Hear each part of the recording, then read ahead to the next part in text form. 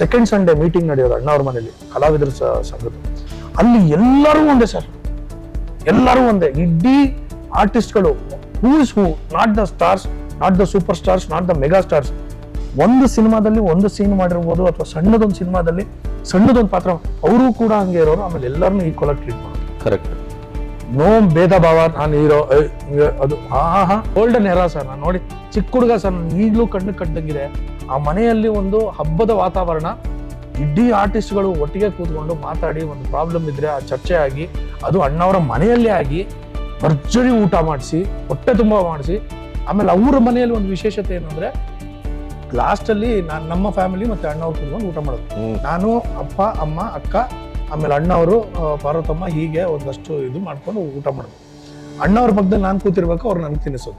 ನಾನು ಮದುವೆ ಆಗಿ ಫಸ್ಟ್ ನೈಟ್ ನಾನು ನನ್ನ ಹೆಂಡತಿ ರೂಮ್ ಒಳಗೆ ಹೋಗ್ಬಿಟ್ಟು ಅಪ್ಪ ಸಾಕು ಮಲ್ಗೋಣ ಅಂತ ಆಚೆ ಕಡೆ ಓಡಾಡ್ತಾ ಇದ್ದೀನಿ. ನನ್ನ ಹೆಂಡತಿ ಮಲಗಿರ್ಬೇಕಾದ್ರೆ ಏನು ಅಂತಂದ್ರೆ ನೋಡಿದ್ರೆ ನನ್ನ ಬ್ಯಾಂಕ್ ಬ್ಯಾಲೆನ್ಸ್ 1500 ರೂಪಾಯಿ, ಮೂಯಲ್ಲಿ ಬಂದಿರೋದು 60,000 ರೂಪಾಯಿ. ರಾತ್ರಿ ನಿಂತಿದ್ದ ಜಾಗದಲ್ಲಿ 2.5 ಲಕ್ಷ ರೂಪಾಯಿ ಬೇಕು ಅಂತ ಹೇಳೋರು ಡಾಕ್ಟರು. ರಾತ್ರಿ 8 ಗಂಟೆ 9 ಗಂಟೆಗೆ. 25 years ಬ್ಯಾಕ್ ರಾತ್ರಿ 2.5 ಲಕ್ಷ. ಬಟ್ ಮಾಡ್ತಾ ಇದ್ದೆ ನಾನು, ಏನೇನೋ ಮಾಡಿ ಅಡ್ಜಸ್ಟ್ ಮಾಡಿ. ಸರ್ ಡಾಕ್ಟರ್, ನೀವು ದಯವಿಟ್ಟು ಪ್ರೊಸೀಜರ್ ಶುರು ಮಾಡ್ಬಿಡಿ, ಆಪರೇಷನ್ ಮಾಡಿ ನಾನು ತಂದು ಕಟ್ತೀನಿ ಅಂತೆಲ್ಲ ಹೇಳಿ, ಅವ್ರಿಗೆಲ್ಲ ಹೇಳಿ 11 ಗಂಟೆ ಒಳಗೆ 12 ಗಂಟೆ ಒಳಗಡೆ ಹೋಗಿ ಕಟ್ತಾ ಇದ್ದೆ. But I'm taking life as a pleasure. ಇದೆ ಪ್ರೆಷರ್ ಇದೆ. ನಾನು ಇವಾಗ GST ಸಿನಿಮಾ ರಿಲೀಸ್ ಮಾಡ್ತಿರೋದೇ ದೊಡ್ಡ ಪ್ರೆಷರ್ ನನಗೆ. ನಮಸ್ತೆ, ಬಿ ಗಣಪತಿ ಚಾನಲ್ಗೆ ಸ್ವಾಗತ. ಕನ್ನಡ ಚಿತ್ರರಂಗ ಈಗ ಊರ್ಧ್ವಮುಖಿಯಾಗಿ ಪ್ರಯಾಣಿಸ್ತಾ ಇದೆ.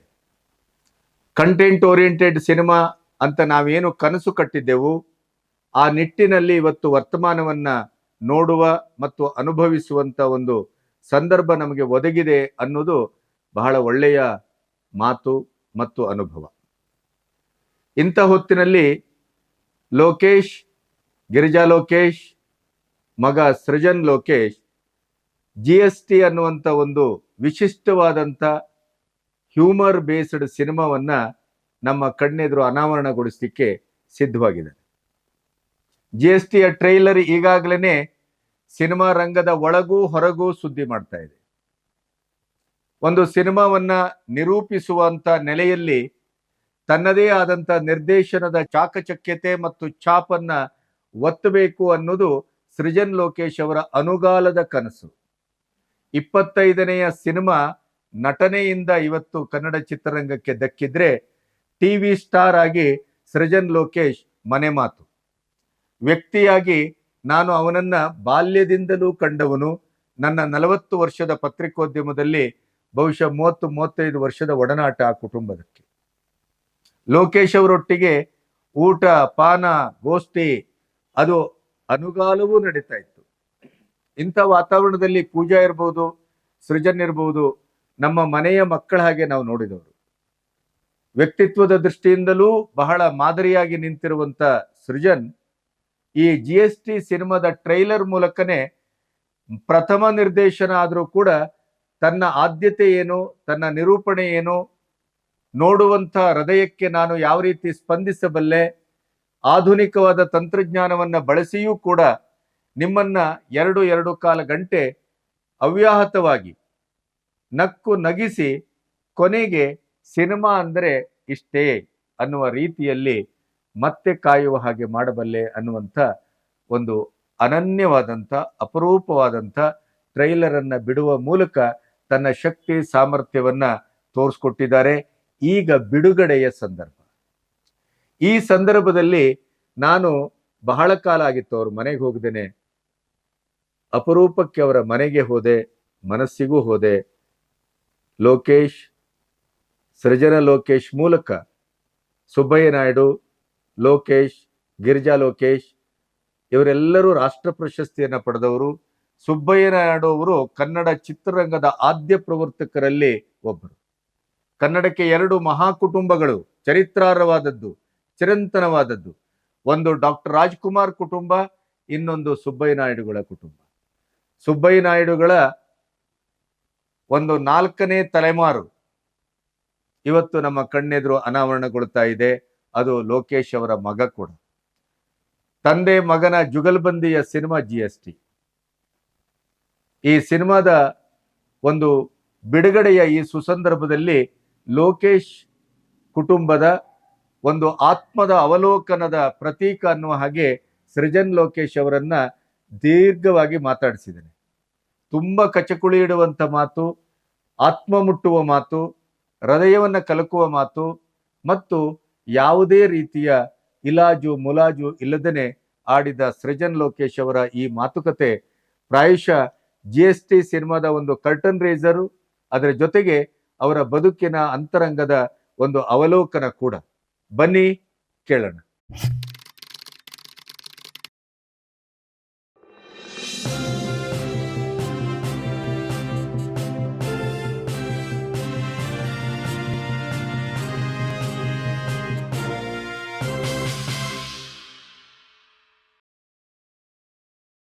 ಸೃಜನ್ ನಮಸ್ತೆ. ನಮಸ್ತೆ ಸರ್.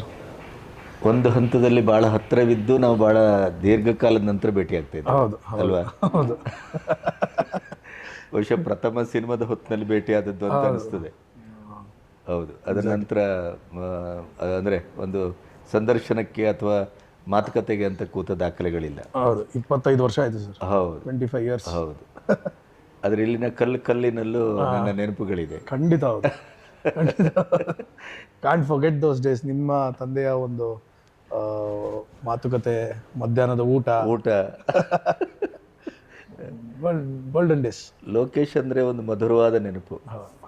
ಆಮೇಲೆ ನನಗೆ ಅನಿಸಿದ್ದು, ನಾನು ಇಲ್ಲಿಗೆ ಬರುವ ಪೂರ್ವದಲ್ಲಿ ಸುಮ್ಮನೆ ಒಂಚೂರು ಹಿಂದೆ ನೋಡಿದಾಗ ಅನಿಸಿದ್ದು, ಕನ್ನಡ ಚಿತ್ರರಂಗದ ಒಂದು 90 ವರ್ಷಗಳ ಈ ಒಟ್ಟು ನಡೆಯಲ್ಲಿ 2 ಬಹಳ ಚಾರಿತ್ರಿಕವಾದ ಕುಟುಂಬ, ಒಂದು ರಾಜ್ಕುಮಾರ್ ಕುಟುಂಬ, ಇನ್ನೊಂದು ಸುಬ್ಬಯ್ಯ ನಾಯ್ಡುಗಳ ಕುಟುಂಬ.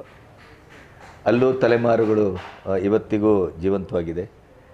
ಇಲ್ಲೂ ಅದೇ ರೀತಿಯ ಇದನ್ನು ನಾವು ಕಾಣ್ತೇವೆ. 2 ತಲೆಮಾರು, 2 ಮನೆತನವು ರಾಷ್ಟ್ರ ಪ್ರಶಸ್ತಿಯನ್ನು ಪಡೆದಂಥದ್ದು, ಚರಿತ್ರೆಯನ್ನು ನಿರ್ಮಿಸಿದ್ದು. ಅದಕ್ಕಿಂತ ಮುಖ್ಯವಾಗಿ ನಿಮ್ಮಲ್ಲಂತೂ ಸುಬ್ಬಯ್ಯ ನಾಯ್ಡುಗಳು ಅವ್ರ ಕೈಯಲ್ಲಿ ಅರಳಿದ ಲೋಕೇಶ್ ಕೈಯಲ್ಲಿ ನೀವು ಅರಳಿದ್ದು, ನಿಮ್ಮ ಕೈಯಲ್ಲಿ ಈಗ ಮೊನ್ನೆ GSTಯ ಸಮಾರಂಭ ನನಗೆ ಯಾಕೆ ಅವಿಸ್ಮರಣೀಯ ಅಂತ ಅನಿಸ್ತು ಅಂದರೆ, ನಿಮ್ಮ ಮಗ ಅಲ್ಲಿ ಕಾಣಿಸ್ಕೊಂಡು. ಹೌದು. ನಾನು ಸುಬ್ಬಯ್ಯ ನಾಯ್ಡು ಕುಟುಂಬದಿಂದ 4ನೇ ತಲೆಮಾರಿನ ಒಬ್ಬ ಕಲಾವಿದನಾಗಿರೋದಕ್ಕೆ ನಂಗೆ ತುಂಬ ಹೆಮ್ಮೆ ಅನಿಸ್ತಿದೆ. ನನಗೆ ಒಂಥರ ಆಶ್ಚರ್ಯ, ರೋಮಾಂಚನ, ದಿಗ್ಭ್ರಮೆ ಇವೆಲ್ಲವೂ ನಾವು, ಯಾಕಂದರೆ ಲೋಕೇಶ್ ಅವರೊಟ್ಟಿಗಿನ ಒಡನಾಟದ ಆ ದಿನಗಳ ಕಂಡವರಿಗೆ ಈ ಮಗು ಬಂದು ನಿಂತಾಗ ಒಂದು ಚರಿತ್ರೆಯ ಪುನರಾವರ್ತನೆ ಏನೋ ಅಂತ ಅನಿಸ್ತದೆ. ನನಗೆ ಒಂದು ದೊಡ್ಡ ಕುಟುಂಬದಲ್ಲಿ ಹುಟ್ಟೋದಿದೆಯಲ್ಲ, ಒಂದು ಬ್ಯಾಗೇಜನ್ನು ಇಟ್ಕೊಂಡು, ಅದರಲ್ಲೂ ಇವತ್ತಿನ ವರ್ತಮಾನದಲ್ಲಿ ನಿಮ್ಮ ಕುಟುಂಬ ಯಾಕೆ ಬಹಳ ಬಹಳ ಮುಖ್ಯ ಆಗತ್ತೆ ಅಂದರೆ, ಇದಕ್ಕಿರುವ ಸಾತ್ವಿಕ ಪರಂಪರೆ. ಒಂದು ವಿವಾದ ಇಲ್ಲ, ಒಂದು ಮಾತಿಗೆ ಆಹಾರವಾಗುವಂಥ ಯಾವ ಘಟನೆಗಳು ಇಲ್ಲ. ಕೇವಲ ಕಲೆ ಕಲೆ ಕಲೆ. ಮತ್ತು ತಂದೆ, ತಾಯಿ, ಅಜ್ಜ ಅವರು ಬಿಟ್ಟೋದ ಚರಿತ್ರೆಯ ಮುಕುಟ ಅಂದರೆ ಅದು ಸಾಮಾನ್ಯದಲ್ಲ. ಅದು ಇದು ನಿಮ್ಮ ಬೆಳವಣಿಗೆಗೆ ಎಷ್ಟರ ಮಟ್ಟಿಗೆ ಪ್ಲಸ್ ಆಯಿತು, ಮೈನಸ್ ಆಯಿತು? ಪ್ಲಸ್ಸು ಮೈನಸ್ಸು ಅಂತ ನಾನು ತೊಗೊಂಡಿಲ್ಲ ಸರ್. ನನಗೆ ಇದನ್ನು ಬಹಳ ಸಲ ತುಂಬ ಜನ ಕೇಳಿದ್ದಾರೆ. ಬಟ್ ನಾನು ಒಂದು ಟಾರ್ಗೆಟ್ ಇಟ್ಕೊಂಡು ಬಂದವನಲ್ಲ. ಅಂದರೆ ನಾನು ಈ ಲೆವೆಲಲ್ಲಿ ಬೆಳಿಬೇಕು, ದೊಡ್ಡ ಸಿನಿಮಾ ಸ್ಟಾರ್ ಆಗಬೇಕು ಅಥವಾ ದೊಡ್ಡ ಆಂಟ್ರಪ್ರನರ್ ಆಗಬೇಕು. I took life as it came. And ನನಗೆ ಸಿಕ್ಕಿದ್ರಲ್ಲಿ, ನನ್ನ ಹತ್ರ ಇದ್ದಿದ್ರಲ್ಲಿ ನಾನು ಸಂತೃಪ್ತಿಯನ್ನು ಪಡ್ಕೊಂಡಿದ್ದೀನಿ. ಬಹಳ ಮುಖ್ಯವಾಗಿ ನನಗೆ ಒಂದು ಆಸ್ತಿಗಳು ಮಾಡಬೇಕು ಅಥವಾ ಏನೋ ಒಂದು ಆಡಂಬರದ ಕಾರ್ಗಳು ಇಟ್ಕೋಬೇಕು ಅಥವಾ ಈ ಥರದ್ದೆಲ್ಲ ಒಂದಿರುತ್ತೆ. ಅದು ಯಾವುದೂ ಇಲ್ಲ ಸರ್. ಪುಣ್ಯಕ್ಕೆ ನನ್ನ ಹೆಂಡ್ತಿಗೂ ಒಡವೆ ಬೇಕು, ನನಗೆ ಡೈಮಂಡ್ ನೆಕ್ಲೆಸ್ ಬೇಕು, ಈ ಥರದ್ದು ಅವಳಿಗೂ ಇರಲಿಲ್ಲ. ಅವಳಿಗೆ she is content with small things. ಆಮೇಲೆ ನಾನೇ ಹೋಗಿ ಅವಳಿಗೋಸ್ಕರ ಶಾಪ್ ಮಾಡ್ಕೊಂಡು ಒಡವೆ ತೊಗೊಂಡ್ಬಂದ್ರೂ ಅದು ಲಾಕರಲ್ಲಿ ಇಟ್ಟಿರ್ತಾರೆ, ಹಾಕೊಂಡು ಹೋಗಲ್ಲ. ನಮ್ಮಮ್ಮ ಬೈತಾ ಇರ್ತಾರೆ, ಏನು ನೀವು ಹಬ್ಬದ ದಿನಾನು ಒಂದು ಚೈನ್ ಹಾಕಲ್ಲ, ಈ ಥರದೊಂದು ನಮ್ಮ ಸ್ವಭಾವ. ಈ ಪ್ಲಸ್ಸು ಮೈನಸ್ಸು ಅನ್ನೋದರಲ್ಲಿ ಈ ಒಂದು ಟಾರ್ಗೆಟ್ ಇಲ್ಲದೆ ಇರೋದ್ರಿಂದ ನನಗೆ ಸುಖ ಆಯಿತು ಸರ್. ಪ್ರಾಬಬ್ಲಿ ನಾನು ಎಲ್ಲೋ ಒಂದು ಟಾರ್ಗೆಟ್ ಇಟ್ಕೊಂಡಿದ್ರೆ probably it would have become a pressure to me. But I am taking life as a pleasure. Pressure ಇದೆ. ನಾನು ಇವಾಗ GST ಸಿನಿಮಾ ರಿಲೀಸ್ ಮಾಡ್ತಿರೋದೇ ದೊಡ್ಡ ಪ್ರೆಷರ್ ನನಗೆ. But I am enjoying that process, I am enjoying that pressure. And Subbaiah Naidu, because ನನಗೆ ನಾನು ನಮ್ಮ ತಾತನ ನೋಡಿಲ್ಲ. ಅಫ್ಕೋರ್ಸ್ ಅವ್ರು ತೀರ್ಕೊಂಡಾಗ ನಮ್ಮ ಅಪ್ಪನಿಗೆ 14-15 ವರ್ಷ. ಸೊ ನಾನು ಅವ್ರ ಬಗ್ಗೆ ಬರೀ ಕೇಳಿರೋದು, ಫೋಟೋಗಳಲ್ಲಿ ನೋಡಿರೋದು, ಸಿನಿಮಾಗಳ ಒಂದು ತುಣುಕುಗಳನ್ನ ನೋಡಿರೋದು. ಅವರ ಒಂದು ಅಚೀವ್ಮೆಂಟು ಎಷ್ಟರ ಮಟ್ಟಿಗೆ ಇದೆ ಅನ್ನೋದ್ರ ಬಗ್ಗೆ ನನಗೆ ಅಪಾರವಾದಂಥ ಒಂದು ಗೌರವ ಇದೆ, ಹೆಮ್ಮೆ ಇದೆ. ಯಾಕಂದರೆ ನನ್ನ ತಾತ ಅನ್ನೋದು. ಆ್ಯಂಡ್ ಕಮಿಂಗ್ ಟು ಅಪ್ಪ ಕೂಡ ತುಂಬ ಸರಳ ಜೀವಿ. ಅವರು ಸುಮಾರು ವರ್ಷ ಸ್ಕೂಟ್ರಲ್ಲೇ ಓಡಾಡಿದ್ದು. ಬೈಕ್ ತೊಗೊಂಡಿದ್ದು ಪ್ರೇಮಲೋಕ ಸಿನಿಮಾ ಬಂದಾಗ ಆ ಸಿನಿಮಾ ನೋಡ್ಬಿಟ್ಟು ನಾನು 6 ವರ್ಷ ಆವಾಗ ನಾನು ಗಲಾಟೆ ಮಾಡಿದೆ, ನಂಗೆ ಆ ಬೈಕ್ ಬೇಕು, ನಂಗೆ ಬೇಕು ಅಂದಿದ್ದಕ್ಕೆ ನನ್ನ ಹಟ್ಟಕ್ಕೆ ಆ ಬೈಕ್ ತಗೊಂಡಿದ್ದು ಸುಜುಕಿ. ನನ್ನ ಇಡೀ ಯೌವನ ಅದೇ ಆ ಬೈಕಲ್ಲಿ ಕಳೆದಿರೋದು ನಾನು. ಸೊ ಆ ಥರದ್ದು ಹಿ ವಾಸ್ ವೆರಿ ಕಂಟೆಂಟ್. ಆಮೇಲೆ ಯಾಕೆ ಒಂದು ಕಾರಲ್ಲಿ ಓಡಾಡಲ್ಲ ಅಂದರೆ, ಒಬ್ಬ ಆರ್ಟಿಸ್ಟ್ ಆಗಿ ಬೈಕಲ್ಲಿ ಓಡಾಡ್ತಾ ಇದ್ದೀನಿ ಅಂದರೆ ಎಲ್ಲರೂ ಗುರುತಿಸಿ ಗೌರವಿಸ್ತಾರೆ, ಸರ್ ನಮಸ್ಕಾರ ಅಂದ್ಬಿಟ್ಟು. ಕಾರ್ ತೊಗೊಂಡೆ ಅಂದರೆ ಕಾರಲ್ಲಿ ನಾನು ಓಡಾಡ್ತಾ ಇರ್ತೀನಿ, ಅದು ಬೇರೆ. ನಾಳೆ ದಿನ if I cannot afford the fuel for the car and come back to the bike, ನೋಡಿದೆ ಇವನು ಹಿಂಗಾಗ್ಬಿಟ್ಟ, ಹೆಂಗಿದ್ದ, ಅದರಿಂದ ಮಾತಾಡ್ಕೊಳ್ಳೋದು, ಈ ಥರದ್ದೆಲ್ಲ ಹೇಳ್ಬಿಟ್ಟು use to make fun of it. ಅಂದರೆ I'm content with what I am ಅಂತ. ಸೊ ಅದು ನನಗೆ ಪ್ಲಸ್ ಪಾಯಿಂಟ್ ಆಯಿತು ಸರ್. ನಮ್ಮ ಅಪ್ಪನಿಂದ ಕಲ್ತಿದ್ದು ನನಗೆ ಅದು ತುಂಬ ಪ್ಲಸ್ ಪಾಯಿಂಟ್ ಆಯಿತು. ಈಗಲೂ ಕೂಡ ಅಷ್ಟೇ, ನನಗೆ ಐ ಬಿಲೀವ್ ದಟ್ ನಾವು ಒಂದು ಹಂತಕ್ಕೆ ಬಂದಮೇಲೆ ಅದಕ್ಕಿಂತ ಕೆಳಗೆ ಬರಬಾರ್ದು, ಅಥವಾ ನಾವು ಮೇಲಕ್ಕೆ ಹೋಗ್ತೀವಿ ಅನ್ನೋ ಒಂದು ಆಸೆ ಇಟ್ಕೊಂಡು ಆ ಹಂತಕ್ಕೆ ಬಂದಿದ್ದೀವಿ ಅಂತ ಅನ್ಕೋಬಾರ್ದು. I am happy. ನನ್ನ ಹೆಂಡತಿಗೆಲ್ಲ ಹೇಳ್ತೀನಿ, ನಾವು ಇವಾಗ ಹೆಂಗಿದೀವಿ ಹಾಗೆ ಇದ್ರೂ ಸಾಕು, ಹಂಗಿದ್ಬಿಟ್ರೆ ಅವ್ರ ಲೈಫ್ ಇಸ್ ಸೋ ಬ್ಯೂಟಿಫುಲ್. ಆಮೇಲೆ ನನಗೆ ತುಂಬ ಆಶ್ಚರ್ಯ ಕೊಡೋದು ಸರ್, ಈ 1000 ಕೋಟಿ ಸಿಕ್ತು, 100 ಕೋಟಿ ಸಿಕ್ತು, 200 ಕೋಟಿ ಸಿಕ್ತು, ಸಂತೋಷ. ಅವ್ರಿಗೆ ಏನಾದರೂ ನಿಯತ್ತಾಗಿ ದುಡ್ದಿದ್ರೆ, ನಿಯತ್ತಿಲ್ಲದೆ ದುಡ್ದಿರೋ ದುಡ್ಡನ್ನ ಇಟ್ಕೊಂಡು ನಾನು ಹೇಳೋದು ಏನು ಮಾಡ್ಬೋದು ಅದನ್ನ ಇಟ್ಕೊಂಡು? ಕಿಸೆಯಿಂದ ಗೋಣಿ ಚೀಲಕ್ಕೆ ಹೋದಾಗ ಆಗುವ ಸಮಸ್ಯೆ ಅದು. ನಾನು ಹೇಳೋದು ಏನು ಮಾಡ್ಬೋದು ಸರ್? 2000 3000 ಕೋಟಿ ಇಟ್ಕೊಂಡು ಇದು ಮಾಡಿದ್ದಾರೆ, ಬಚ್ಚಿಟ್ಟಿದ್ದಾರೆ, ಅದು ಇದು. I just don't understand what is that we can do. I am just thinking. ಯಾಕಂದರೆ ನಾನು 0ಇಂದ ಶುರು ಮಾಡಿದವನು. ಯಾಕಂದರೆ ನನಗೆ ನಮ್ಮಪ್ಪ ಕೊಟ್ಟ ಪಾಕೆಟ್ ಮನಿಲೇ ಬೆಳೆದವನು ನಾನೇನು ಬೇರೆ ದುಡಿಯೋದಕ್ಕೆ ಶುರು ಮಾಡಿದ್ಮೇಲೆ ಓಹೋ ಲಕ್ಷಾಂತರ ಕೋಟಾಂತರ ಏನಲ್ಲ, ನಾನು ಸಾವಿರಗಳಲ್ಲೇ ದುಡಿತಾ ಇದ್ದೆ.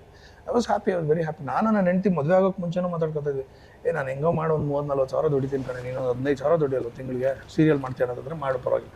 ಎಲ್ಲ ಕಣ ಮಾಡ್ತೀನಿ ಪರವಾಗಿಲ್ಲ, ಎಲ್ಲ ಸೇರಿ ಒಂದು 50-60 ಸಾವಿರ ಆರಾಮಾಗಿರ್ಬೋದಲ್ಲ, ಇಷ್ಟೇ ಮಾತಾಡಿದ್ದು. ನಾನು ಮದುವೆ ಆಗಿ ಫಸ್ಟ್ ನೈಟ್ ನಾನು ನನ್ನ ಹೆಂಡತಿ ರೂಮ್ ಒಳಗೆ ಹೋಗ್ಬಿಟ್ಟು ವಾಪಸ್ ಹಾಕಿ ಮಲ್ಗೋಣ ಅಂತ ಆಚೆ ಕಡೆ ಓಡಾಡ್ತಾ ಇದ್ದೀನಿ. ನನ್ನ ಹೆಂಡತಿ ಮಲಗಿರ್ಬೇಕಾದ್ರೆ ಏನು ಅಂತಂದರೆ ನೋಡಿದ್ರೆ ನನ್ನ ಬ್ಯಾಂಕ್ ಬ್ಯಾಲೆನ್ಸ್ 1,500 ರೂಪಾಯಿ, ಮುಯ್ಯಲ್ಲಿ ಬಂದಿರೋದು 60,000 ರೂಪಾಯಿ. ಮುಯ್ಯಿಗೆ ಬಂದಿರೋದು 60,000 ರೂಪಾಯಿ ಇಟ್ಕೊಂಡಿದ್ದೀನಿ ನಾನು, ಮದುವೆ ಆಗಿದ್ದೀನಿ ಹೆಂಗೆ ಅಂತ. ಬಟ್ ಭಗವಂತ ಎಲ್ಲೂ ಕೈ ಬಿಡಲಿಲ್ಲ sir. I have no regrets in life. ಪೇರ್ಗಳು ಹಿಂಗೆ ಹೋಗಿದ್ದು ಬಂದಿದ್ದು ಅದೆಲ್ಲ ಬೇರೆ. ಬಟ್ ಕೋಟಿ ಧನ್ಯವಾದಗಳು ದೇವ್ರಿಗೆ, ನನಗೆ ಒಳ್ಳೆ ಪಾಠಗಳನ್ನು ಕಲಿಸ್ಕೊಟ್ಟ. ಆಮೇಲೆ ಯಾವ ದಾರಿಯಲ್ಲಿ ಹೋಗಬೇಕು ಅನ್ನೋದನ್ನು ಅವನೇ ತೋರಿಸ್ಕೊಟ್ಟ. ನೀನು ಹಿಂಗೆ ಮಾಡು, ಇದೇ ನಿನಗೆ ಸರಿ ಅಂತ ಹೇಳ್ಕೊಟ್ಟ. ಸೊ ಇವತ್ತು ನಾನು ಈ ಒಂದು ಹಂತದಲ್ಲಿ ನಾನು ಹೇಳೋದಕ್ಕೆ ಇಷ್ಟಪಡೋದು ದೇವರಿಗೆ ಥ್ಯಾಂಕ್ ಯು ಅಷ್ಟೇ. ನಿಮ್ಮ ಬಾಲ್ಯ ಹೇಗಿತ್ತು? ತುಂಬ ಸುಂದರವಾಗಿತ್ತು, ಅದ್ಭುತವಾದಂಥ ಬಾಲ್ಯ ನಂದು. ಯಾಕಂದರೆ ನಾವು ಹುಟ್ಟು ಬೆಳೆದಿದ್ದೆಲ್ಲ ಶಿವಾಜಿನಗರ. ಅಲ್ಲಿ ನಮಗೆ ಶನಿವಾರ ಮಧ್ಯಾಹ್ನ ಸ್ಕೂಲಿಂದ ಬಂದು ಬ್ಯಾಗನ್ನು ಇಳಿಸಿ ಡ್ರೆಸ್ ಚೇಂಜ್ ಮಾಡಿಕೊಂಡು ಮನೆಯಿಂದ ಹೊರಟ್ರೆ ಊಟ ಬೇಡ, ತಿಂಡಿ ಬೇಡ, ಏನೂ ಬೇಡ, ಬರೀ ಆಟ. ಆಮೇಲೆ ಸೀಸನಲ್ ಸರ್, ಒಂದು ಸೀಸನಲ್ಲಿ ಗೋಲಿ, ಒಂದು ಸೀಸನಲ್ಲಿ ಗಿಲ್ಲಿ ದಾಂಡ್ಲು, ಒಂದು ಸೀಸನಲ್ಲಿ ಬುಗುರಿ, ಒಂದು ಸೀಸನಲ್ಲಿ ಮರಕೋತಿ, ಒಂದು ಸೀಸನಲ್ಲಿ ಪಟ, ಒಂದು ಯಾವ ಆಟ ಆಡಿಲ್ಲ ನಾವು. ಬಚ್ಚ, ಆಮೇಲೆ ಅಳ್ಗುಳಿ ಮನೆ ಆಟ, ಚಿಕ್ಕದು ಕುಕ್ಕರ್ಗಳು ಇಟ್ಕೊಂಡು ಬೇಯಿಸ್ಕೊಂಡು ಆಟ ಆಡೋದು. ಅದ್ಭುತದಲ್ಲಿ ಅದ್ಭುತ. ಹೋದರೆ ರಾತ್ರಿ ಒಂದು 9:30 10 ಗಂಟೆಗೆ ಮನೆ ಹತ್ರ ಬಂದರೆ ಒಂದೇ ಒಂದು ಸ್ಟ್ರೀಟ್ ಲೈಟು, ಅಲ್ಲಿ ಕಣ್ಣಾಮುಚ್ಚಾಲೆ, ಕ್ರಿಕೆಟು. ಬಂದು ಮಲ್ಕೊಳ್ರೋ ಅಂತಂದರೆ ಬಂದು ಹೊಟ್ಟೆ ತುಂಬ ಏನು ಕೊಡ್ತಾರೆ ಅದು ಬೇಕು ಇದು ಬೇಕು ಎಲ್ಲ ಕೊಟ್ಟಿದ್ದನ್ನು ತಿನ್ನೋದು, ಚೆನ್ನಾಗಿ ನೀರು ಕುಡಿಯೋದು, ಮಲಗೋದು, ಬೆಳಗ್ಗೆನೇ ಎದ್ದೇಳೋದು. ಯಾಕಂದರೆ ಅವಾಗ ತುಂಬ ಸ್ಪೆಷಲ್ ಪ್ರೋಗ್ರಾಮ್ಗಳು ಬರೋದು ಸಂಡೇ. ಅಂದರೆ ರಂಗೋಲಿ ಅಂತ ಏನೋ ಬರೋದು, ಆಮೇಲೆ ಸುರಭಿ ಅಂತ ಬರೋದು, ಸುರಭಿ ಅಂತ ಬರೋದು, ಹೌದು. ಆಮೇಲೆ ಬೆಳಗ್ಗೆ ಹೊತ್ತು ನ್ಯಾಷನಲ್ ಜಿಯೋಗ್ರಾಫಿಕ್ ಅಂತ ಬರೋದು, ಈ ಥರದ್ದೆಲ್ಲ ಕೂತ್ಕೊಂಡು ನೋಡೋದು ಹಬ್ಬ. ಆಮೇಲೆ ನಾವು ಹೋಗಿ ಒಂದು 1/4 kg ಕೈಮಾ ತೊಗೊಂಡ್ಬಂದರೆ ನಮ್ಮಮ್ಮ ಕೈಮಾ ಉಪ್ಪಿಟ್ಟು ಮಾಡಿ ಕೊಟ್ಬಿಟ್ರೆ ಜೀವನ ಸಾರ್ಥಕ. ಆಮೇಲೆ ಮನೆಯಿಂದ ಆಚೆ ಹೋದರೆ sir, no coming back till night. ಅಲ್ಲೇ ಅಲ್ಲೊಂದು ಕಾರ್ಪೊರೇಷನ್ ಕೊಳ ಇರೋದು, ಹೊಟ್ಟೆ ತುಂಬ ನೀರು ಕುಡಿ ಆಟ ಆಡು. ಆಸ್ವಾದನೆ, ದುಡ್ಡಿಲ್ಲ ಏನಿಲ್ಲ, ಮಜಾ ಮಾಡೋದು. ಯಾರಾದರೂ ಕರೆದು ಏನಾದರೂ ಒಂದು ಮನೇಲಿ ಏನಾದರೂ ಅವ್ರ ಸ್ನೇಹಿತರ ಮನೇಲಿ ಏನಾದರೂ ಕೊಟ್ಟರೆ ತಿಂದ, ಇಲ್ಲಾಂದರೆ ಇಲ್ಲ. ಕೆಳಗೆ ಬಿದ್ದು ಏಟ್ ಮಾಡ್ಕೊಂಡ್ರೆ ಮಣ್ಣು ಎತ್ಕೊಂಡ ಉಚ್ಕೊಂಡ ಆಟ ಆಡ್ದ ಅಷ್ಟೇ. No sophistication, nothing. ತುಂಬ ಎಂಜಾಯ್ ಮಾಡಿದ್ದೀನಿ ಸರ್ ನನ್ನ ಬಾಲ್ಯ, ತುಂಬ ಅಂದರೆ ತುಂಬ. ಟಚ್ವುಡ್.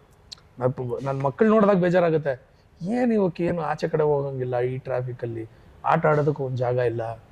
ಆಮೇಲೆ ಇನ್ನೊಂದು ಪ್ರಾಬ್ಲಮ್ ಅಂದರೆ ಈ ಮಕ್ಕಳು ಬೇರೆ ಮಕ್ಕಳ ಜೊತೆ ಹೆಂಗೆ ಬರೀತಾರೆ ಅನ್ನೋದು ಗೊತ್ತಿಲ್ಲ.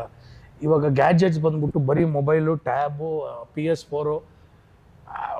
I pity this Gen Z sir. Gen Z ಗಿನ್ಜಿ ಎಲ್ಲ ಅವ್ರ ಪಾಪ ಅವ್ರ ಲೈಫ್ ಎಂಜಾಯ್ ಮಾಡಿಲ್ಲ. ನಾನು ಎಂಜಾಯ್ ಮಾಡಿದ್ದೀನಿ ಸರ್.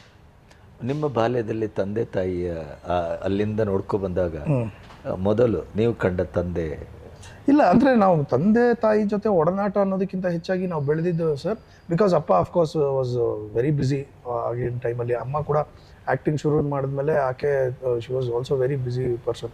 ನನ್ನನ್ನು ಸಾಕಿದ್ದು ಬೆಳೆಸಿದ್ದು ನಮ್ಮ ಅಕ್ಕನ, ಆಮೇಲೆ ನಮ್ಮ ಪೀಳಿಗೆಯ ಎಲ್ಲ ಮಕ್ಕಳನ್ನ ಸಾಕಿದ್ದು ಅಂದರೆ ನಮ್ಮ ಅಪ್ಪನ ಚಿಕ್ಕಮ್ಮ, ನಾವು ಅತ್ತಿ ಅಂತ ಕರಿತೀವಿ, ಅವ್ರು ತೀರೋದ್ರ ಪಾಪ. ಅವರು ನಮ್ಮ ಅಜ್ಜಿ ಇದ್ದಾರಲ್ಲ ಅವ್ರ ತಂಗಿ. ಸೊ ಅವರೇ ನಮ್ಮನ್ನು ಬೆಳೆಸಿದ್ದು. ಬೆಳಗ್ಗೆ ಎದ್ದರೆ ನಮ್ಮ ಮನೆ ಪಕ್ಕದಲ್ಲೇ ಮಸೀದಿ, 5 ಗಂಟೆಗೆ ಅಜಾ ಎದ್ಬಿಡೋದು. 5 ಗಂಟೆಗೆ ಆ 5 ಗಂಟೆಗೆ ಎದ್ದೇಳೋದಕ್ಕೆ ಅವ್ರು ನಮಗೆ ಕೊಡ್ತಾ ಇದ್ದಂಥ ಬ್ರೈಬ್ ಏನು ಅಂದರೆ 2 ಪಾರ್ಲೇಜಿ ಬಿಸ್ಕೆಟು, ಒಂದು ಕಾಫಿ ಜೊತೆ. 5:30 ಅಷ್ಟರಲ್ಲಿ ಮುಖ ತೊಳಿಲಿಲ್ಲ ಅಂದರೆ ಅವತ್ತು ಪಾರ್ಲೇಜಿ ಇಲ್ಲ.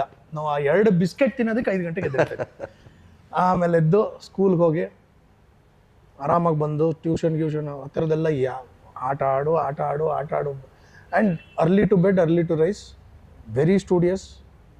ಸ್ಕೂಲ್ಗಿಲ್ಗೆ ಏನಂತಾರೆ ಗಲಾಟೆ ಮಾಡಿದವನಲ್ಲ, ಏನೂ ಇಲ್ಲ, ಆರಾಮಾಗಿ ಹೋಗ್ತಾ ಇದ್ದೆ ಬರ್ತಾ ಇದ್ದೆ. ನನ್ನ ಪಾಡಿಗೆ ನಾನು ಇದ್ದೆ ಸರ್, ಯಾರಿಗೂ ತೊಂದರೆ ಕೊಟ್ಟಿಲ್ಲ. ನಿಮ್ಮ ತಂದೆಯಲ್ಲಿ ನೀವು ಕಂಡ ಗುಣಗಳೇನು? ಗುಣಗಳು patience, respect, time sense, dedication, ಶ್ರದ್ಧೆ, ಆಮೇಲೆ ಕೆಲಸದ ಮೇಲಿನ ಪ್ರೀತಿ, ಕೆಲಸದ ಮೇಲಿನ ಗೌರವ, ಹಿರಿಯರಿಗೆ ಕೊಡಬೇಕಾಗಿರೋ ಗೌರವ, ಎಸ್ಪೆಷಲಿ ತನ್ನ ತಂದೆ ತಾಯಿಗಳು, ಅವರ ಹಿರಿಯರು, ಅವ್ರಿಗೆಲ್ಲ ಕೊಡಬೇಕಾಗಿರುವಂಥ ಮರ್ಯಾದೆ. ಆ್ಯಂಡ್ ವಿಲ್ ಪವರ್ ಬಹಳ ಮುಖ್ಯವಾಗಿ ಅದನ್ನು ನಾನು ಕಲ್ತಿದ್ದೀನಿ. ಅದನ್ನು ಅಳವಡಿಸ್ಕೊಳ್ಬೇಕಾಗಿರೋದು ತುಂಬ ಇದೆ. ಯಾಕಂದರೆ ಅವಾಗಿನ ಕಾಲಘಟ್ಟಕ್ಕೂ ಇವಾಗಿನ ಒಂದು ಕಾಲಘಟ್ಟಕ್ಕೂ ತುಂಬ ವ್ಯತ್ಯಾಸಗಳಾಗಿದೆ. ಆ್ಯಂಡ್ ತುಂಬ ಬೇಡದೇ ಇರುವಂತಹ ವ್ಯತ್ಯಾಸಗಳಾಗಿರೋದ್ರಿಂದ ಅದನ್ನು ಅಳವಡಿಸ್ಕೊಳ್ಳೋದು ಸ್ವಲ್ಪ ನೆಸೆಸಿಟಿ ಇದೆ. ಒಬ್ಬ ತಂದೆಯಾಗಿ ನೋಡೋದಕ್ಕೂ ಒಬ್ಬ ಕಲಾವಿದನಾಗಿ ನೋಡೋದಕ್ಕೂ ಇರೋ ವ್ಯತ್ಯಾಸ. ಈಗ ನೀವು ಅದನ್ನು ಒಮ್ಮೆ ಹಿಂತಿರುಗಿ ನೋಡಿದ್ರೆ, ಯಾಕಂದರೆ ಲೋಕೇಶ್ ಅವರನ್ನು ನೋಡಲಿಕ್ಕೂ ಒಂದು ಸಿದ್ಧತೆ ಬೇಕು. ಲೋಕೇಶ್ ಬದುಕು ಅಷ್ಟೇ ಸುಂದರ, ಅವ್ರ ನಡವಳಿಕೆ ಅಷ್ಟು ಸುಂದರ, ಆಮೇಲೆ ಅವರ ಪಾತ್ರಗಳಂತೂ ಅದು ಮಾತಾಡುವಾಗಿಲ್ಲ. ಈ ಎಲ್ಲವನ್ನು ಹತ್ತಿರದಿಂದ ನೋಡಿದವನು. ಈಗ ನೀವು ಸಿನಿಮಾದಲ್ಲಿ 25 ಸಿನಿಮಾ ಮಾಡಿದ್ದೀರಿ. ಆದರೆ ಸಿನಿಮಾದಲ್ಲಿ ಅಂಥ ಒಂದು ಭಾಳ ದೊಡ್ಡ ಸ್ಟಾರ್ ಆಗಿ ಬೆಳೆದೇ ಇರ್ಬೋದು, ಆದರೆ TV ಸ್ಟಾರ್ ಆಗಿದ್ರಿ. ನಿಮ್ಮದೇ ದಾರಿ ಅದು, ನಿಮ್ಮದೇ ಮಾರ್ಗ. ಈಗ ನಿಮಗೆ ಅದು ನೋಡುವ ಸೂಕ್ಷ್ಮತೆ ಇದೆ. ಈಗ ತಂದೆಯವರಿಲ್ಲ, ನಿಮ್ಮ ಮೊದಲ ಸಿನಿಮಾದವರೆಗಿದ್ದರು ಅವರು, ಅವರ ಪಾತ್ರಗಳಿದೆ, ಅವ್ರು ಬಿಟ್ಟು ಹೋದಂಥ ಬಹಳಷ್ಟುಗಳಿದೆ. ಏನು ಅನ್ನಿಸ್ತದೆ ಈಗ? ಐ ಫೀಲ್ ದಟ್ ಸರ್, ಪ್ರತಿಯೊಬ್ಬ ಆರ್ಟಿಸ್ಟು ಒಂದು ಯೂನಿವರ್ಸಿಟಿ ಅಂತ ಸರ್. ಇಟ್ಸ್ ಲೈಕ್ ಒಂದು ಲೈಬ್ರರಿ ಅಂತ ಹೇಳ್ಬೋದು. ಪ್ರತಿಯೊಬ್ಬರಲ್ಲೂ ಒಂದು ಗುಣವಾದಂತಹ ಒಂದು ವಿಷಯನ ನಾವು ತಗೋಬೇಕಾಗುತ್ತೆ. ಯಾಕಂದರೆ ಬರೀ ನನ್ನ ತಂದೆ ಬಗ್ಗೆ ಮಾತಾಡೋದಕ್ಕಿಂತ ಹೆಚ್ಚಾಗಿ ನಾನೊಬ್ಬ ಕಲಾವಿದನ ಒಂದು ಸ್ಪೆಷಾಲಿಟಿಗಳನ್ನು ತೊಗೋತೀನಿ. ರಾಜ್ಕುಮಾರ್ ಅವರಲ್ಲಿರುವಂತಹ versatility which is phenomenal. I am huge fan of Rajkumar, no doubts about it. Vishnuvardhan ಅವ್ರ ಹತ್ರ ಇದ್ದಂತಹ ಒಂದು ಆ್ಯಕ್ಟಿಂಗ್ ಸ್ಕಿಲ್, ಅಂಬಿ ಅಣ್ಣನ ಹತ್ರ ಇದ್ದಂಥ ಒಂದು ಆರಾ, ಅನಂತ್ನಾಗ್ ಅವರ ಒಂದೇನಂತಾರೆ ಸ್ಫುರದ್ರೂಪಿತನದ ಸಿಂಪಲ್ ಸಟಲ್ ಆ್ಯಕ್ಟಿಂಗು, ಶಂಕರ್ನಾಗ್ ಅವರ ಎನರ್ಜಿ, ಆಮೇಲೆ ನನ್ನ ತಂದೆಯಲ್ಲಿರುವಂತಹ ವೆರೈಟಿ ಆಫ್ ರೋಲ್ಸ್, ನರಸಿಂಹರಾಜು ಅವರ ಎಫರ್ಟ್ಲೆಸ್ ಕಾಮಿಡಿ, ಧೀರೇಂದ್ರ ಗೋಪಾಲ್ ಅವರ ಒಂದು ಡಿಫ್ರೆಂಟ್ ಅಪ್ರೋಚ್ ಫಾರ್ ಒಂದು ಡೈಲಾಗ್ ಡೆಲಿವರಿ, ಆಮೇಲೆ ತೂಗುದೀಪ ಶ್ರೀನಿವಾಸ್ ಅವರ facial expressions, body language, voice modulations, ಈ ಥರ ಒಬ್ಬೊಬ್ಬರದೇ ತೊಗೋಬೋದು ಸರ್. ಬಾಲಣ್ಣ ಅವರ I can never forget Balanna ಅವರ ಒಂದು ಅಪಾರವಾದಂಥ talent sir. What I have learned as an actor is every person is so versatile. Not to forget ನಮ್ಮ ಜಯಂತಿ ಅಮ್ಮನ ಒಂದು ಅಷ್ಟು ಸುಂದರವಾದಂಥ ಹೆಣ್ಣು ಯಾವ ರೀತಿಯಾದಂಥ ಕ್ಯಾರೆಕ್ಟರ್ಸನ್ನು ಮಾಡಿದರು. ಆಮೇಲೆ ಲೀಲಾವತಿ ಅಮ್ಮ, ಭಾರತಿ ಅಮ್ಮ, ಎಷ್ಟು ಅದ್ಭುತವಾದಂಥ ಆರ್ಟಿಸ್ಟ್ಗಳು. ಅವ್ರ ಹತ್ರ ಕಲಿಯೋದಕ್ಕಿಂತ ನೋಡಿ ಅವ್ರನ್ನ 1% ಅವರಲ್ಲಿರುವಂಥ ಟ್ಯಾಲೆಂಟ್ ನಮಗೆ ಬಂದ್ಬಿಟ್ರೆ ಸರ್, ನಾನು ಹೇಳೋದು there will be no bigger stars in this world. 1% ನಾನು ಹೇಳೋದು 1%ಅಲ್ಲಿ ನಮಗೆ ಸಿಕ್ಬಿಟ್ರೆ ನಮ್ಮನ್ನು ಮೀರ್ಸೋರಿಲ್ಲ ಸರ್. ಬಟ್ ಅದೇನು ಅಂದರೆ ಅದು ಅವ್ರು ಪಡ್ಕೊಂಡಿರೋ ವರ, ಅದು ನಮಗೆ ಟ್ರಾನ್ಸ್ಫರ್ ಆಗಲ್ಲ. ಅದು ಅವ್ರಿಗೆ ಸೀಮಿತ, ಅವ್ರು ಹಾಗೇ ಇರಬೇಕು. ಅವರ ಆ ವಿಜೃಂಭಣೆಯ ತಾರೆಯರು ಹಂಗಿದ್ರೇ ನನಗೆ ಖುಷಿ. ಬಟ್ ತಂದೆಯಿಂದ ನಾನು ಕಲ್ತಿರುವಂಥ ಇಷ್ಟು ವಿಚಾರಗಳಲ್ಲಿ ನಾನು ಅಳವಡಿಸ್ಕೊಳ್ಳೋದಕ್ಕೆ ಟ್ರೈ ಮಾಡ್ತೀನಿ. ನನಗೆ ಪೇಷನ್ಸನ್ನು ನಾನು ಅಳವಡಿಸ್ಕೋಬೇಕು. ಬಟ್ ಆ್ಯಕ್ಚುಲಿ ತುಂಬ ಪೇಷನ್ಸ್ ಇದೆ ಸರ್. ನಮ್ಮ ಮನೆಯವ್ರು ಒಪ್ಪಲ್ಲ ನನಗೆ ಪೇಷನ್ಸ್ ಇಲ್ಲ ಅಂದರೆ. ಯಾಕಂದರೆ ನಾನು ಮನೆಯಲ್ಲಿ ರಿಯಾಕ್ಟ್ ಮಾಡ್ಬೋದು, ಆಚೆ ಕಡೆ ರಿಯಾಕ್ಟ್ ಮಾಡ್ಬೋದು. ಅಪಾರವಾದಂಥ ಪೇಷನ್ಸ್ ಸರ್ ನನಗೆ. ಬಟ್ ನನಗೆ ಜೀವನದಲ್ಲಿ ಇಷ್ಟ ಇಲ್ಲದೆ ಇರೋದಂದರೆ ಕಾಯೋದು. ಇವಾಗ ನಿಮ್ಮಿಂದ ನನಗೇನೋ ಆಗಬೇಕಾಗಿದೆ ಸರ್, ನೀವು ಆಯಿತು ಅಂತ ಹೇಳಿರ್ತೀರ, ಅಥವಾ ನಾನು I get back to you ಅಂತ ಹೇಳಿರ್ತೀರ, ಅಥವಾ ನೀವೇನೋ ಒಂದು ನನಗೆ ನೀವು ಮಾಡಲಿಲ್ಲ ಅಂದರೂ ಪರವಾಗಿಲ್ಲ, ಹೇಳಿಬಿಟ್ರೆ ಸಾಕು ನನಗೆ. ಬಿಕಾಸ್ ನಾನು ಮುಂದುವರಿಬೇಕು, ಮುಂದಕ್ಕೆ ಹೋಗ್ಬೇಕು, ಕಚ್ಕೊಂಡಿರೋಕ್ಕಾಗಲ್ಲ ನನಗೆ. Yes sir, even if it is the most difficult no, ಪರವಾಗಿಲ್ಲ, ನಂಗೆ ಹೇಳ್ಬಿಟ್ರೆ ನಂಗೆ ಸಮಾಧಾನ. ಅದೊಂದೇ ನನ್ನ ಗುಣ. ಸೊ ಆ ಪೇಷನ್ಸನ್ನು ನಾನು ಅಳವಡಿಸ್ಕೊಂಡು ಪ್ರೆಷರ್ಗಳನ್ನ ಮೀರಿ ದಾಟ್ಕೊಂಡು ಯಾವ ರೀತಿ ಹೋಗಬೇಕು ಅನ್ನೋದು ಇನ್ನೂ ಕಲಿಬೇಕಾಗಿದೆ. ತಂದೆಯವರ ಪಾತ್ರ ಮತ್ತು ಅದರ ರೀತಿ ನೀತಿಗಳು, ಅಭಿವ್ಯಕ್ತಿ, ಈಗ ಅವರು ಭುಜಂಗಯ್ಯನ ದಶಾವತಾರಗಳನ್ನು ಮಾಡ್ತಾಯಿದ್ರು. ಅದರದೇ ಹೊತ್ತಿಗೆ ಜನಪ್ರಿಯವಾದಂಥ ಸ್ಟಾರ್ ವ್ಯಾಲ್ಯೂ ಇರುವಂಥ ಪಾತ್ರಗಳನ್ನು ಮಾಡಿ ದಕ್ಕಿಸ್ಕೊಂಡಿದ್ದಾರೆ. ಅವರು ಭಕ್ತ ಸಿರಿಯಾಳದಂಥ ಪಾತ್ರವನ್ನು ಮಾಡಿದ್ದಾರೆ. ಬಹಳಷ್ಟು ಪರಸಂಗನ ಗಂಡೆ ತಿಮ್ಮ ಇವತ್ತು ಅದೊಂದು ಪಠ್ಯ ಅದು ಚಿತ್ರರಂಗಕ್ಕೆ. ಸೊ ಈ ದೃಷ್ಟಿಯಿಂದ ನೋಡಿದಾಗ ನೀವು ಹೇಗೆ ಅವರನ್ನು ನೋಡ್ತೀರಿ? ಇಲ್ಲ, ನನಗೆ ಅವರ ಸಿನಿಮಾಗಳಲ್ಲಿ ತುಂಬ ಇಷ್ಟವಾಗುವಂಥ ಸಿನಿಮಾ ಅಂದರೆ ಗಾನಯೋಗಿ ಪಂಚಾಕ್ಷರ ಗವಾಯಿ, ಭೂತಯ್ಯನ ಮಗ ಅಯ್ಯು, ಭುಜಂಗನ ದಶಾವತಾರ, ಆಮೇಲೆ ಬ್ಯಾಂಕರ್ ಮಾರ್ಗಯ್ಯ, ಗೆಣತಿಮ್ಮ, ಈ ಥರ ಸಿನಿಮಾಗಳು. ಇದಾದ ಮೇಲೆ ಅವ್ರು ಮಾಡಿರೋಂಥ ರಣಧೀರ, ಪ್ರೇಮಲೋಕ ಆ್ಯಂಡ್ ರವಿಚಂದ್ರನ್ ಲೋಕೇಶ್ ಕಾಂಬಿನೇಷನ್ ಹಲವಾರು ಸಿನಿಮಾ. ಹೌದೌದು, ದಟ್ ವಾಸ್ ಒಂಥರ ಎಪಿಕ್ ಅದು. ಆ್ಯಂಡ್ ನಾನು ಯಾವಾಗಲೂ ಹೇಳ್ತಾ ಇದ್ದೆ, ನಾನು ನನ್ನ ತಂದೆಯ ಕಾಮಿಡಿನ ಎಂಜಾಯ್ ಮಾಡ್ತಾ ಇರಲಿಲ್ಲ. ನನಗೆ ಅದೇನೋ ಒಂಥರ, ನನಗೆ ಅವರು ಕಾಮಿಡಿ ಮಾಡೋದು ನನಗೆ ಇದಾಗ್ತದೆ. But everybody likes is comedy ಅಲ್ಲ, not that I don't like it. ನನಗೆ ಅವ್ರ ಸೀರಿಯಸ್ ರೋಲ್ಗಳು ಆಮೇಲೆ ಪರ್ಫಾರ್ಮೆನ್ಸ್ ಓರಿಯೆಂಟೆಡ್ ರೋಲ್ಗಳು ತುಂಬ ಮಜಾ ಕೊಡುತ್ತೆ, ಸಖತ್ ಮಜಾ ಕೊಡುತ್ತೆ. ಯಾಕಂದರೆ I don't think anybody we can carry that. And ಭಕ್ತ ಸಿರಿಯಾಳಲ್ಲಿ ಮಾಡಿರುವಂಥ ಒಂದು ಪಾತ್ರದಲ್ಲಿ ಅವ್ರು ಹಾಕೊಂಡಿರುವಂಥ ಸಾರಿ ಫೇಸ್ ಇದೆಯಲ್ಲ, I don't think you can imagine anybody there sir. ಆ ಒಂದು ಇದರಲ್ಲಿ ಅದ್ರೇನವರು ಬಡವರಿಗೆ ಸಾಲ ಕೊಟ್ಟು ಹೊಡೆದು ಬಡದು ಬಡ್ಡಿ ರೂಪದಲ್ಲಿ ಅವರ ರಕ್ತ ಹೀರ್ತಾ ಇದ್ರು. ಹೀಗೆ ಮಾಡೋ ತಪ್ಪು ಅಂತ ಹೇಳಿದೆ. ಈ ದುಡ್ಡನ್ನ ಅವ್ರಿಗೆ ಕೊಟ್ಟು ನರಕ ಯಾತನೆ ಅನುಭವಿಸ್ತಾ ಇರೋ ಅವ್ರನ್ನ ಬಿಡಿಸ್ಬೋದಲ್ಲ. ನಾನಿನ್ ಬರ್ತೀನಿ. ಸಟಲ್ಲಾಗಿ ಎಷ್ಟೇ ಬಂದ್ರು ಏನೇ ಬಂದ್ರು ಕಣ್ಣಲ್ಲೇ ಇದು ಮಾಡ್ಕೊಂಡು ಮಾಡೋದಿದೆ. I don't think I can match that. ಆಮೇಲೆ ಅವರು ಇದು ಏನದು ಗಾನಯೋಗಿ ಪಂಚಾಕ್ಷರಿ ಗವಾಯಿ ಸಿನಿಮಾ ಮಾಡಬೇಕಾದ್ರೆ ಅವರು ರೂಮಲ್ಲಿ ಒಂದಷ್ಟು ಜನ ಹುಡುಗರನ್ನ ಕೂರಿಸ್ಕೊಂಡು ಸುಮ್ಮನೆ ಮಾತಾಡೋರಂತೆ. ಅಂದರೆ ಇವರು ಗವಾಯಿಗಳ ಶಾಲೆಯಲ್ಲಿದ್ದಂಥ ಒಂದಷ್ಟು ಜನ, ಒಬ್ಬ ಹುಡುಗ ಅಂದರೆ ಕಣ್ಣಿಲ್ದಿರುವಂಥ ಮಕ್ಕಳು ಅಲ್ಲಿ ತುಂಬ ಜನ ಓದ್ತಾರೆ ಆ ಶಾಲೆಗಳಲ್ಲಿ. ಸೊ ಅವ್ರನ್ನ ಕರೆಸಿ ಕೂತ್ಕೊಂಡು ಸುಮ್ಮನೆ ಮಾತಾಡೋರಂತೆ. ಹೆಂಗೆ ನೀವು ಏನೇನು ಮಾಡ್ತಿದ್ದೀರ ಅಂದರೆ ಅವ್ರ ಬಾಡಿ ಲ್ಯಾಂಗ್ವೇಜು ಹಿಂಗೆ ಅಂದ್ಕೊಂಡು ಹಿಂಗೆ ಮಾಡೋದು, ಹಿಂಗೆ ಇದು ಮಾಡೋದು, ಅವ್ರು ಮಾತಾಡ್ತಾ ಇರೋದು ನೋಡಿ ನೋಡಿ ಗ್ರಾಸ್ಪ್ ಮಾಡಿಕೊಂಡು ಮಾಡಿದ್ದು.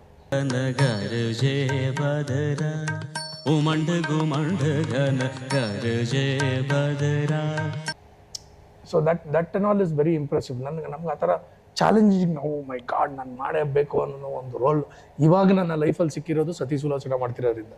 ಸೊ ಹಾಗಾಗಿ ಅದಕ್ಕೆ ಒಂದು ತಾಲೀಮ್ ಮಾಡಬೇಕಾಗಿರೋದು ತುಂಬ ಇದೆ, ತುಂಬ ಮಾಡಬೇಕಾಗಿದೆ. ಲೋಕೇಶ್ ಅವರ ಆ್ಯಕ್ಟಿಂಗಿನ ಅಭಿವ್ಯಕ್ತಿಯ ಒಂದು ಕ್ರಮ ಇದೆಯಲ್ಲ, ಅದು ಕನ್ನಡ ಚಿತ್ರರಂಗ ಅಂತಲ್ಲ, ಎಲ್ಲಿಯೂ ಅದು ನಿಮಗೆ ಸಿಗೋದಿಲ್ಲ. ಅದು ಅಂದರೆ ಅವರ ಸ್ಟೈಲ್ ಆಫ್ ಎಕ್ಸ್ಪ್ರೆಷನ್. ಎಕ್ಸಾಕ್ಟ್ಲಿ. ಅದು ನಿಮಗೆ ಎಲ್ಲಾದರೂ ಬಂದಿದೆ ಅಂತ ಅನಿಸ್ತದೆ? ಇಲ್ಲ ಸರ್, ಆಗಿಲ್ಲ. ನೀವು ಹೇಳಿದ್ರಿ ಇದು ಸಿನಿಮಾದಲ್ಲಿ ದೊಡ್ಡ ಹೆಸರು ಮಾಡೋದಕ್ಕಿಂತ ಹೆಚ್ಚಾಗಿ ಟಿ ವಿಯಲ್ಲಿ ಮಾಡಿ ಸರ್. ನಾನು I don't think there is a differentiation ಅಂತ ನಾನು ಹೇಳಿ. ಯಾಕಂದರೆ ಒಬ್ಬ ಕಲಾವಿದನಾಗಿ ನನಗೆ ಸಿಗುವಂಥ platform it is very big ಅಂತ ನನಗೆ ಅನ್ಸೋದು. ಅಂದರೆ ಸಿನಿಮಾ ಅನ್ನೋದು ಲಾರ್ಜರ್ ದೆನ್ ಲೈಫ್ ಸರ್. ಅದು ಒಂದು ಕತ್ತಲೆ ಕೋಣೆಯಲ್ಲಿ ಕೂತು ಒಂದು ಕಡೆ ಕಾನ್ಸಂಟ್ರೇಟ್ ಮಾಡೋದಕ್ಕೆ ಮಾಡುವಂಥ ಒಂದು ಹಿಪ್ನಾಟಿಸಮ್ ಅಂತ ಹೇಳ್ಬೋದು, in the literal terms, not in the practical terms. ಅಂದರೆ ಕಾನ್ಸಂಟ್ರೇಟ್ ಮಾಡಬೇಕಲ್ಲ ಸರ್, ನೋಡ್ತಾನೇ ಇರಬೇಕು, ಆ ಕಡೆ ಈ ಕಡೆಗೆ ಹೋಗ್ಬಾರ್ದು, ಹಿಡಿದಿಟ್ಕೋಬೇಕು. ಇಲ್ಲ ಅಂದರೆ ಮೊಬೈಲ್ ಇದೆ, ಇವತ್ತು ಡಿಸ್ಟ್ರಾಕ್ಷನ್ ಇದೆ, ಯಾರೋ ಮಾತಾಡ್ತಾ ಇರ್ತಾರೆ.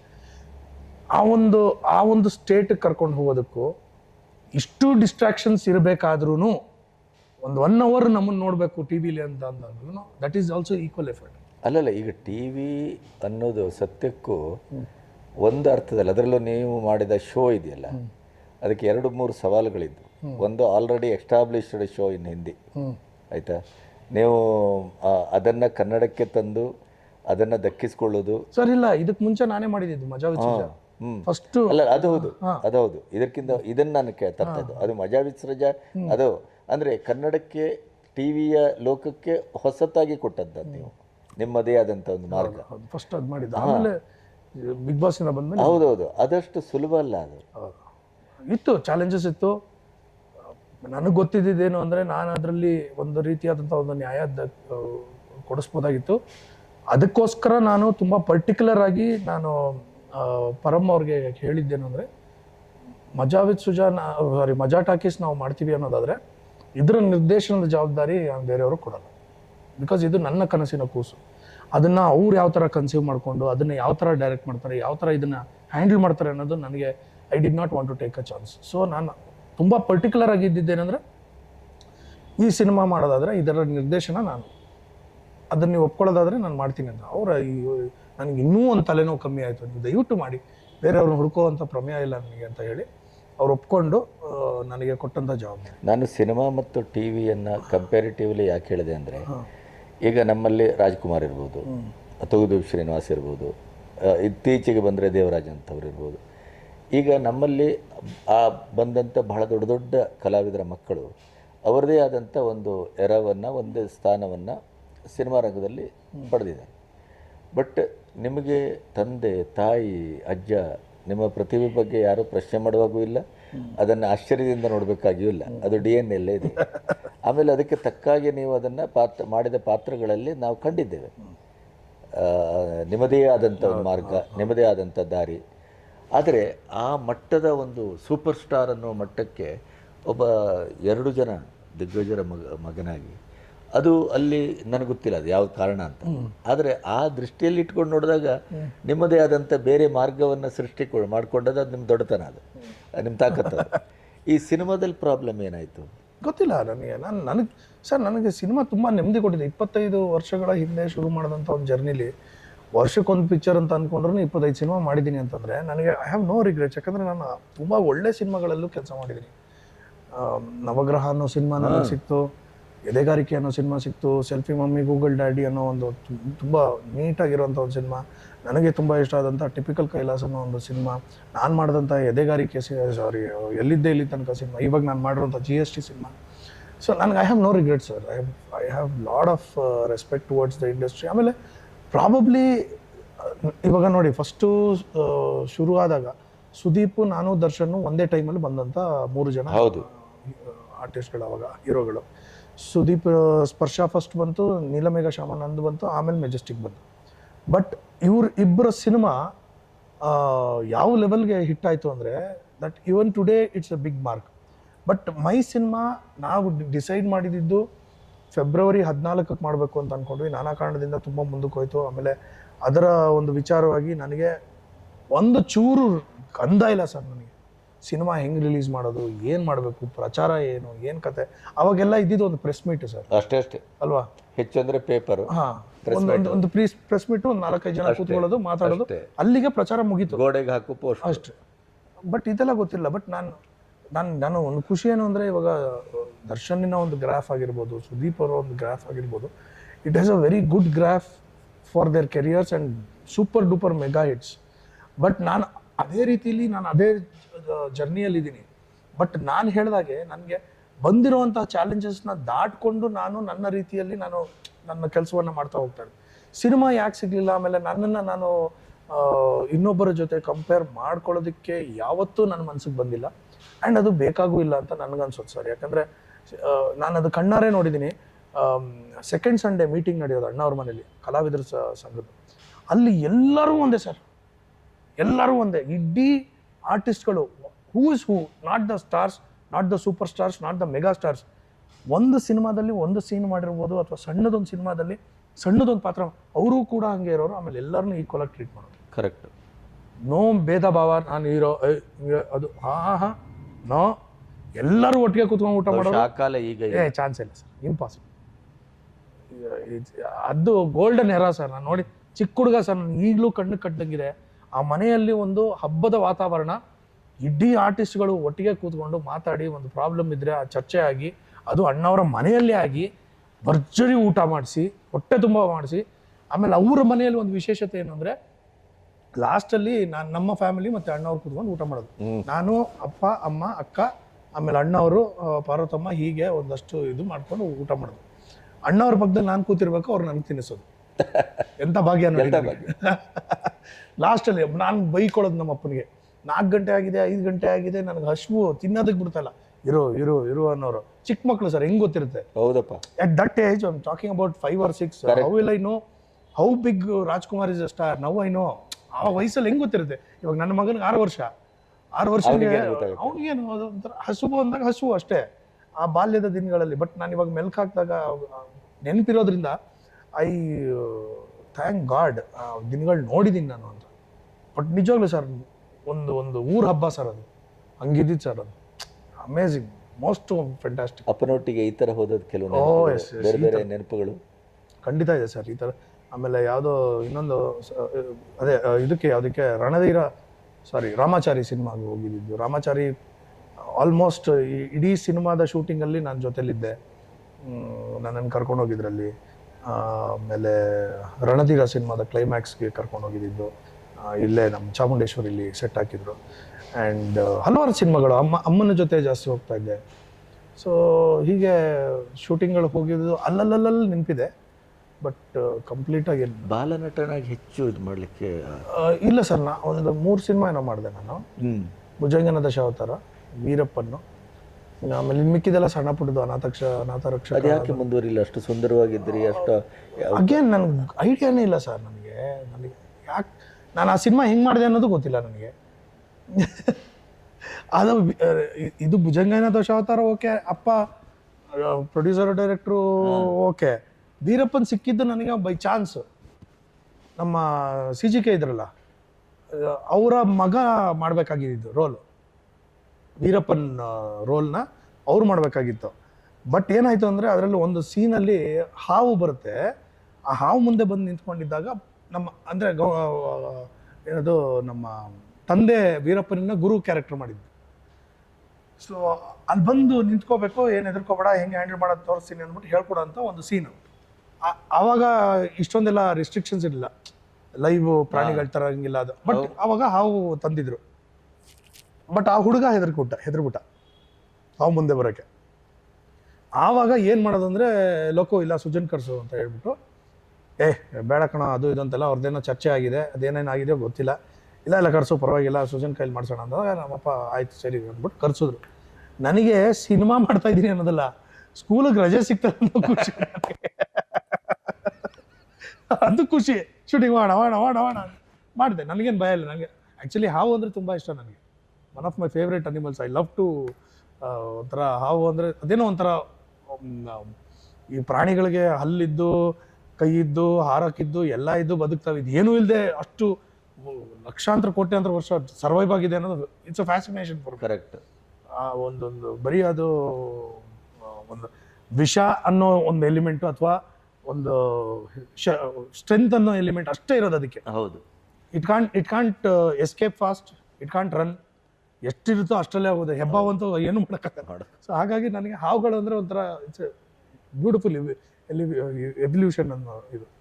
ಸೊ ಹೀಗೆ ಆಗಿತ್ತು ಸರ್. ಆ್ಯಂಡ್ ಹೇಳಿದ್ನಲ್ಲ, ನೀವು ಹೇಳ್ದಂಗೆ ಆ ದಿನಗಳು ಮತ್ತೆ ಬರಲಿ ಅಂತ ನಾನು ಹಾರೈಸ್ತೀನಿ ಹೊರತಾಗಿ. ಬಟ್ ಎಲ್ಲೋ ಒಂದು ಕಡೆ ಆ ಸಂಭ್ರಮ, ಆ ಸೆಲೆಬ್ರೇಷನ್ನು, ಆ ಲೀಡರ್ಶಿಪ್ಪು, ಅಣ್ಣವ್ರು ಹೇಳಿದ್ದನ್ನು ಮೀರದೇ ಇರುವಂತಹ ಒಂದು ರೆಸ್ಪೆಕ್ಟು. ಆ್ಯಂಡ್ ನನಗನ್ಸೋದು ಸರ್, ಭಾಳ ಮುಖ್ಯವಾಗಿ ಮೇ ಬಿ ಆ ಒಂದು ಆರ ಇದ್ದು ಆ ಮಾತನ್ನು ಕೇಳುವಂಥ ಒಂದು ಗೌರವ ಇದ್ದಿದ್ದಕ್ಕೆ ನಮ್ಮ ಇಂಡಸ್ಟ್ರಿ ಅಷ್ಟು ಹೆಲ್ದಿ ಆಗಿದ್ದಿದ್ದು ಸರ್. ಪ್ರಾಬ್ಲಮ್ ಇತ್ತು ಅಂದರೆ ಎಲ್ಲರೂ ಒಟ್ಟಿಗೆ ನಿಂತ್ಕೊಳ್ಳೋರು. ಅವನಿಗಾದರೆ ನನಗೇನು, ಇವಳಿಗಾದರೆ ನನಗೇನು, ಅವರೇನು, ಅಯ್ಯೋ ನಮಗೇನು, ಆ ಥರ ಇರಲಿಲ್ಲ. ಅದು ಇನ್ನೊಬ್ರಿಗೆ ಪ್ರಾಬ್ಲಮ್ ಇತ್ತು ಅಂದರೆ ಇನ್ನೊಬ್ರು ನಿಂತ್ಕೊಳ್ಳೋರು. ಇನ್ನೊಬ್ರಿಗೆ ಆಮೇಲೆ ಅಣ್ಣವ್ರನ್ನ ಕಿಡ್ನಾಪ್ ಆಯಿತು ಅಂದಾಗ ಇಡೀ ಇಂಡಸ್ಟ್ರಿ ಒಂದಾಯಿತು ಅಲ್ವಾ. ಆ್ಯಂಡ್ ಇವನ್ ಲೇಬರ್ ವರ್ಗದವರು ಕೂಡ ನಮಗೆ ಅನ್ನ ಇಲ್ಲದೆ ಇದ್ರೂ ಚಿಂತೆ ಇಲ್ಲ, ಅಣ್ಣ ಬೇಕು ಅಂತ ಹಂಗೆ ಮಾಡಿದಾಗ ನೋಡಿ, ನಾನು ಹೇಳೋದು ಅದು ದಟ್ ಈಸ್ ಲೀಡರ್ಶಿಪ್ ಕ್ವಾಲಿಟೀಸ್ ಅಲ್ವಾ.